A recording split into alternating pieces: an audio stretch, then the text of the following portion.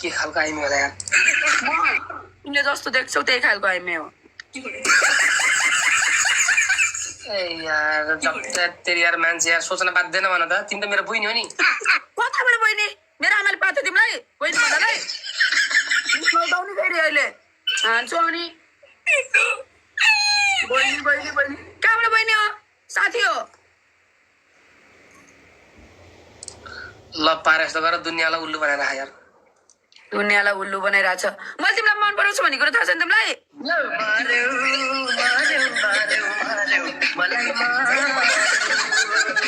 माया गर्छु त किन नबुझेको मेरो माया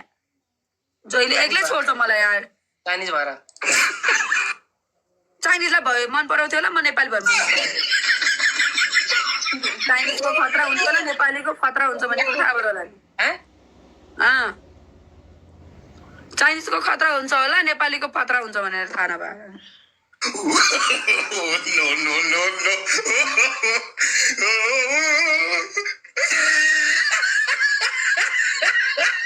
यार मैले जित्ने प्लिज मैले जित्ने यार पनिसमेन्ट म्याच नभए पनि मैले जित्ने आई वान्ट टु विन यार आई निड विन ए जिचानको त किङजी हुनुहुन्छ जिचानकै छोड तिमी मलाई कहिले काहीँ लाग्छ तिमी नै हो किङजी तिमीले नै किङजीको आइडी खोलेर मलाई प्ले गरिरहेछ नि बाउले भन्छ यहाँ मेरो बाउले नभनेको भएर त हो नि बिचारा त्यस्तो गिफ्टिङ गर्ने मान्छेको मन नदेखेको तिमी उसलाई माया गर तिमी उसलाई बिहा गर के तिमी उहाँसँग म त तपाईँलाई माया गर्ने तपाईँसँग बिहा गर्ने तपाईँको कान्छी बन्ने हो जसकै भन्नु काटेर जानु भयो नि जानु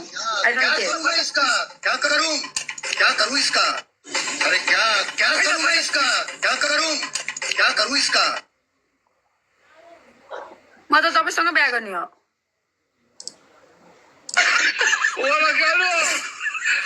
बनाउने कि नबनाउने नो वे किन आउँछु भेट्नलाई भस्काउनलाई अस्ति भस्काउँदैन यसपालि भस्काउने हो खत्म के को खत्म साँच्ची के हो गुड बाय गया खत्म जान्दिनौ आई डोन्ट केयर बाजुले बाजु कस्तो सोझो छ माया पनि गर्दैन गाइस यार साह्रै गाह्रो भयो रत्न पार्कतिर जाऊ न यार के यार मेरो रत्न पार्क तपाईँ हो त अनि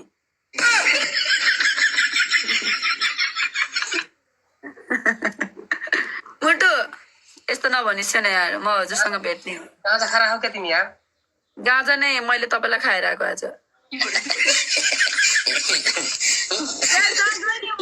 रविलाई देख्छु यार के भएको अस्ति भेटेर आएदेखिबाट यार पागल नि आइमे रहेछ यार म धेरै पागल नि हो म त रविलाई मात्रै देखेछु गाइज के गर्ने हो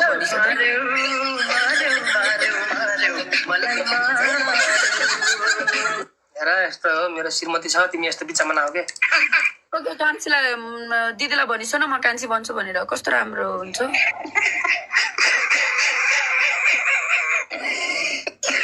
श्रीमती भएको मान्छे यस्तो झेउ हुन्छ क्या तिमी नहो के अर्को कन्नेकेटसँग बिहा ज्याउ हुन्छ दिदीलाई भनिस् न अनि अब त कान्छी भन्छु भनेको छ भनेर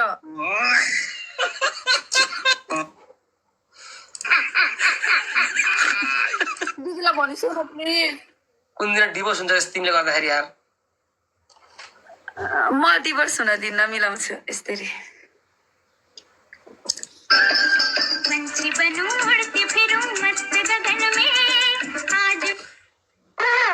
पामे कसम दिदीलाई एकचोटि भेट्न दिसो होइन हजुरको वाइफलाई एकचोटि भेट्न दिसो होइन हजुरहरूको डिभोर्स तपाईँलाई लाग्छ तपाईँले डिभोर्स दिन्छ भने तपाईँले कति माया गर्छु दिदीलाई त्यस्तो माया मलाई तिम्रो रस्ता मान्छेहरू बिच आयो भने त ऊ आफैले दिन्छ आफूले दिँदैन दिदीलाई मलाई भेटाइसो अनि म भन्छु दिदीलाई डिभोर्स नदिनु भनेर नाइ नाइ नाइ म दिदीलाई भन्छु दिदीले दिँदैन तपाईँलाई कहिले डिभोर्स दिनुहुन्न दिदीले तपाईँलाई धेरै माया गर्नुहुन्छ तपाईँले पनि अनि मैले पनि माया गर्छु धेरै धेरै तिमीले किङजीलाई माया गर गोविन्दजीलाई माया गर नाइ आई लभ यु मुटु रक्सी नै खाएर आएको रहेछ यार तपाईँले देखाएर रक्सी खाएर आएको कति बोल्छ यार आफूले गाउँमा गएर 3 पानी खाए जस्तो कुरा गर्छ कति बोली कि आइमे छ्या गाइस ट्रिपल छ पेला यार म आइमे भयो तिमी पोइ मायाको रे ठ्याक्कै गरिसक्छ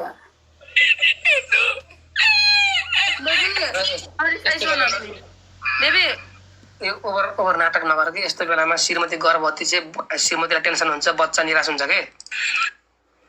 गाई सरी यो कुरा साँच्ची हो है ल सरी बाजे एकदम राम्रो मान्छे हो उसको बेबीलाई इफेक्ट नपरोस् अहिलेसम्म मैले हँसी मजाक मात्रै गरेको हो होइन बेबीलाई इफेक्ट नपरोस् त्यही भएर सरी गाइज यार मैले हँसी मजाक मात्रै गरेको उता किङले के सोचिरहेको होला म जाम कि बसम भन्नु होला किङको बारेमा मैले भनेको होइन तिम्रो बुढीको बारेमा मात्रै भनेको किङले जे सोचे नि सोध्छ तर तपाईँको बुढीले नराम्रो नसोच्छ त्यही भएर मैले हँसी मजाक मात्रै गरेको भनेको पागल कोही पर स्त्रीले श्रीमानसँग जिस्किरहेको छ टाँसिरहेको छ कोही केटी मान्छे नाच्छ तपाईँले बेबीलाई असर पर्छ भनेको होइन त्यही भएर तपाईँको बेबीलाई असर नपरोस् तपाईँको बेबी मेरो बेबी हो गाइस बाजेको बेबी मेरो बेबी हो मैले के बोलेर बाजेको बेबीलाई असर पर्छ भने मैले केही बोल्दिनँ सबै जतिसुकै बोले पनि त्यो सबै यतिकै एक्टिङ हो नाटक हो हँसी मजाक हो ओके गाइस सबैजनाले प्लिज यो कुरालाई नि इग्नोर गरिदिन्छु बाजेको बेबी मेरो बेबी हो के अहिले हानिदिन्छु अनि बाजेको बेबी मेरो बेबी हो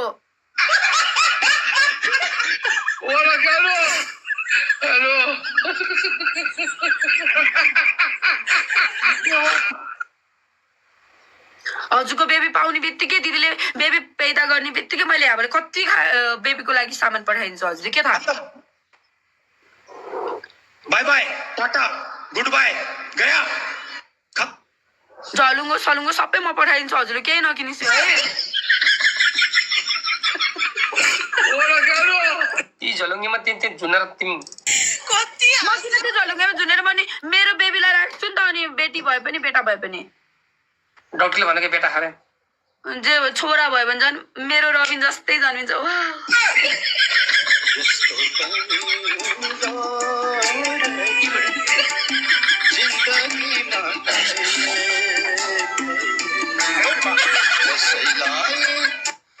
हुन्छ बहिनी म जान्छु है के को बहिनी हो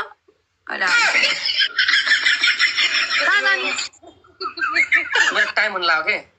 इन गर्नु लाग्यो लास्ट गेम त जाने हो आउनु लास्ट अरूसँग जोड्यो भने त्यहीँ पोखरामा आएर घर खोजी दिला भनेर मैले होइन बेबी जन्मिने बित्तिकै रबिन जन्मिन्छ भन्ने कुरा मलाई थाहा छ छोरा नै हुन्छ पक्का 100% छोराको लागि यति सामान किनेर पठाउँछु होइन अनि त्यसपछि ल्याङ गऱ्यो भने तपाईँलाई यस्तो हान्छु अनि मैले थाहा हुन्छ मेरो छोराको लागि पर्दैन केही पनि प्लिज यार इनफ यार मेरो दिदीलाई त्यहाँ सम्झाउने म जान्छु भनेर म तिम्रो कुरा सुनेरै म अगाइसकेँ मलाई पर्दैन यार सुन यार अर्को बेबी जन्मिँदैछ तिमी ठुलो बेबी घरको यस्तो कुरा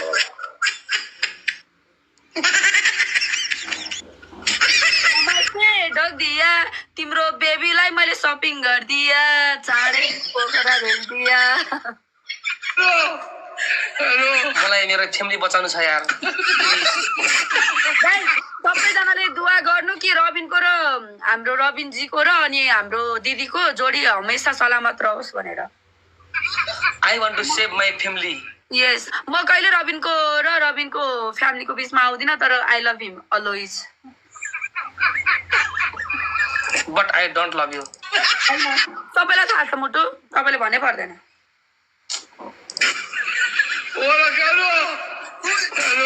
गाडी टपल्ट पेला यार यो गेम मैले जितेन भने माकुरीहरू हानिदिन्छु भस्काइदिन्छु माकुरीहरू तिमीले रक्सी खाएर आएका तिमीले किन रक्सी खानु 8वटा विन स्टिक लिएर जाने हो रक्सी खानु सेकुवा आज तिमीलाई के भयो बारुलाल टोके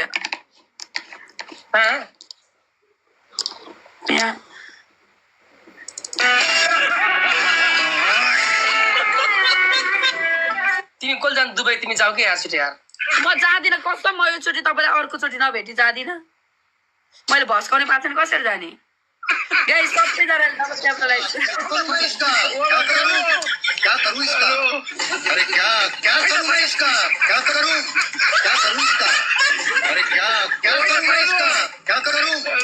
करूं इसका अरे क्या त्यस्तो नगरेर के बिहा गरेर आफ्नो जीवन सुधार राम्रोसँग बिहा गरेर घर राजा गरेर मैले चाहेको मान्छे मलाई पाउनै पर्छ त्यही भएर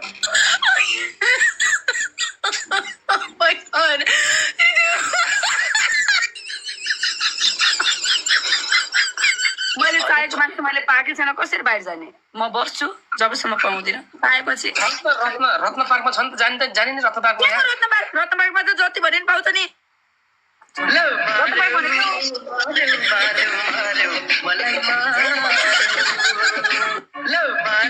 रत्न पार्क जति पनि पाउँछ घुमेर आइको रहेछ क्या। रत्नबागमा त जति पनि पाउँछ नि 500 600 1000 1500 मलाई त रबिन चाहिएको छ त अनि No, no, no, no. त्यति सस्तो छ। No, no, no, no. के रे सस्तो भनेको हो र तपाईँलाई त फ्रीमा के सस्तोको कुरा गरिरह्यो त्यस्तो नगर कि हेर परिवार भन्ठुलो केही पनि छैन कि तिमी हाम्रो परिवार बिच नआउ तिमी तपाईँ मेरो परिवार हो नि त तपाईँलाई थाहा छ नि। 1500 1600 सबै थाहा थिएन त यार। ए 500 600 1000 1500 के थाहा त मलाई यतिकै एक्टिङ गरेर भनेको नि त्यस्तो हुन्छ र आई डोन्ट नो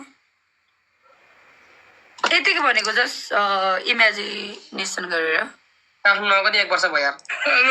आऊ न त आऊ आऊ आऊ काठमाडौँ आऊ त भोलि नै आऊ